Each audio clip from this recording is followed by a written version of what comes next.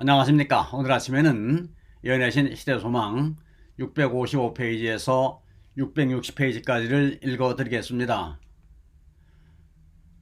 지금부터 일이 이루기 전에 미리 너희에게 이름은 일이 이룰 때에 내가 그인 줄 너희로 믿게 하려 함이로다 라고 예수님께서는 말씀하셨다. 만일 예수께서 그에게 닥쳐올 일을 분명히 알지 못하시는 것처럼 잠잠히 계셨다면 저희 주께서는 거룩한 선견지명이 없으시고 불시에 습격을 받아 잔인한 폭도들의 손에 팔리웠다고 제자들은 생각하였을 것이다. 예수님께서 그가 12를 택하셨지만 그 중에 하나는 마귀라는 것을 1년 전에 제자들에게 이야기하셨다. 이제 그의 배반을 주님께서 훤히 알고 계셨음을 보여준 유다에게 하신 예수님의 그 말씀은 그분이 굴욕을 당하시는 동안 그리스도의 참된 추종자들의 믿음을 굳게 할 것이었다. 유다가 무서운 종말을 맞이할 수밖에 없었을 때에 제자들은 예수께서 반역자에게 선고하신 재난을 기억할 것이었다. 그리고 구주께서는 또 다른 목적을 가지고 계셨다. 그분은 반역자로 알려진 그에게서 당신의 봉사의 손길을 거두지 않으셨다.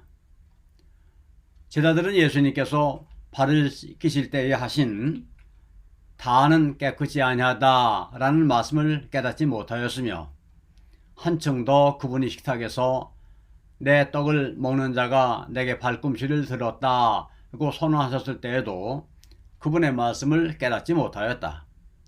그러나 그 후에 그분이 하신 말씀의 뜻을 분명히 알게 되었을 때에 그들은 가장 흉악한 죄를 저지른 자를 대하셨던 하나님의 인내와 자비에 대하여 생각하는 바가 있었다.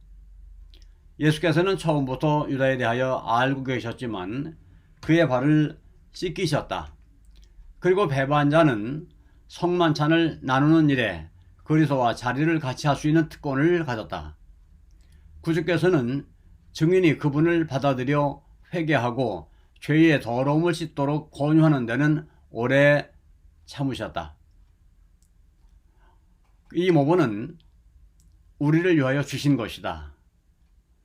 우리는 어떤 사람이 과오와 죄를 범하고 있다고 생각할 때에 그와 절연해서는 안 된다. 부주의한 분리로 말미암아 우리는 그를 유혹의 희생이 되게 하며 혹은 그를 사탄의 전쟁마당으로 몰아넣는다. 이것은 그리스도의 방법이 아니다. 제자들에게 잘못과 결점이 있었기 때문에 그분은 그들의 발을 씻기셨으며 12 중 하나를 제하고는 모두 회개하였다. 그리스도의 모본은 성만찬 예식의 사람들을 제외시키는 것을 금하신다. 공개된 죄로 인해 죄 지은 자가 제외되는 것은 사실이다. 성령께서는 이것을 분명히 가르치신다. 그러나 이 이상은 아무도 판단해서는 안 된다. 하나님께서는 누구를 이 경우에 참석시킬 것인가를 말하는 것을 사람들에게 맡기지 않으셨다. 그 까닭은 누가 마음을 읽을 수 있겠는가? 누가 알곡에서 가라지를 골라낼 수 있겠는가? 사람이 자기를 살피고 그 후에야 이 떡을 먹고 이 잔을 마실지니 그 까닭은 누구든지 주의 떡이나 잔을 합당치 않게 먹고 마시는 자는 주의 몸과 피를 범하는 죄가 있느니라. 주의 몸을 분별치 못하고 먹고 마시는 자는 자기의 죄를 먹고 마시는 것이기 때문이다. 신자들이 이 의식을 거행하려고 모일 때에 인간의 눈에 보이지 않는 사자들이 함께 참석한다. 회중 가운데는 유다와 같은 자도 있을 수 있다. 만일 그럴 경우 후감의 왕에게서 보냄받은 사자들이 그곳에 있게 되는데 그 이유는 그들이 성령의 인도하심을 거절하는 모든 자들에게 시중드는 까닭이다. 하늘의 천사들도 역시 참석한다. 눈에 보이지 않는 이 방문객들은 이런 때에는 언제든지 참석한다. 회중 가운데 마음으로는 진리와 거룩함의 종들이 아니지만 예식에 참석하기를 원하는 자들이 올지 모른다. 그들을 금하지 말 것이다. 예수께서 제자들과 유다의 발을 씻기실 때에 참석하였던 증인들이 그곳에도 참석한다. 인간 이상의 존재들의 안목이 그 장면을 보았다. 그리스도께서는 성령을 통하여 당신이 친히 세우신 이 의식을 시인하려고 그곳에 계신다.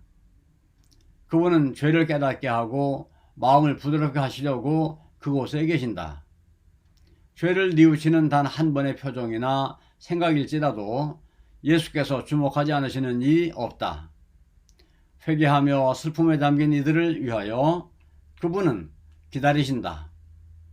영혼을 받아들이기 위하여 모든 것이 준비되어 있다. 유다의 발을 씻기신 분께서는 각 사람의 마음에서 죄악의 오점을 씻으시기를 갈망하신다. 합당치 못한 어떤 사람이 참석하였다는 이유로 아무라도 참석을 거부하지 말 것이다.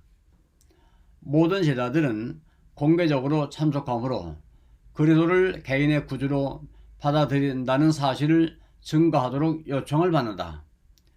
그리스도께서 당신의 백성과 만나시고 당신의 임재하심으로 그들에게 활력을 주심하고 친히 약속하신 것은 바로 이 의식들에서이다.